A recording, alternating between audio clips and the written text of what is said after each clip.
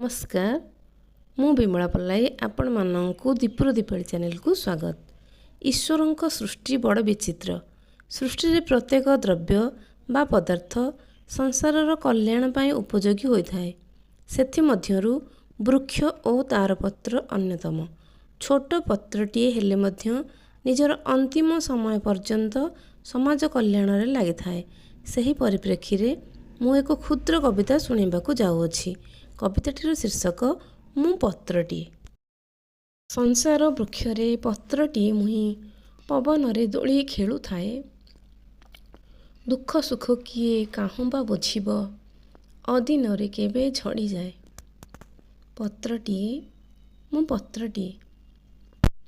वृक्षे थिबा बेले पूजा योग्य हुए आदर मोहर थाए। वृक्ष डालु खसी भूमि स्पर्श कले मूल्यहीन होई जाए। पत्रटीए मु पत्रटीए। बेलपत्र होई शिवंक मथारे प्रतिदिन मु पूजा पाए। खाद्य खाइबा ठाकुर प्रसाद बाढ़िबा निमित्त कदली पतर खोजा जाए। पत्रटीए मु पत्रटीए। आंब पत्र होई कलशरे बसे तोरण कार्य लोड़ा हुए। खजुरी पतर नड़िया पतर झाड़ू पहरार रूप निए। पत्रटीए मु पत्रटीए। शियाली पतर सिलेई करिण भोजी प्रसाद रे लोड़ा जाए। पिता हेले मध्य निम पतररू औषध साबुन प्रस्तुत हुए। पत्रटीए मु पत्रटीए।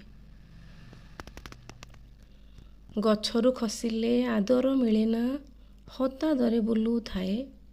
मनीष समाज बुझेनी मो मूल्य आवर्जना भावी थाए। पत्रटीए मु पत्रटीए। आवर्जना होई भांगी मु पड़ेना कीर्तिर बाना उड़ाई थाए। गरीब लोकर रोषेई शालरे निजे जली जली खाद्य को तैयारी करी थाए। पत्रटीए मु पत्रटीए। रोगी पाई मु तो उपशमपथी आरोग्य प्रदान करी थाए। उपशम पाई रोगी पुणी मते हृदयरु महान भावी थाए। पत्रटीए मु पत्रटीए। चाषी खोजु थाए पाउंसकु मोर उर्वर फसल पाई। खेत माटी पुणी हसी उठु थाए से पाउंस स्पर्श पाई। पत्रटीए मु पत्रटीए। कर्मरे लगाओ भूलिबनी मोते सदा संसारर हित चाहि थाए। मोर बलिदाने उपकार हुए मात्र मनीष स्वार्थरे भूली जाए। पत्रटीए मु पत्रटीए। धन्यवाद। आपण मानंकु जदि मो कविताटी भल लागुथाए तेबे भिडियोटी को लाइक कमेंट करने को भूलिबे नहीं। चैनल रे नुआ थिले सब्सक्राइब कर दियंतु।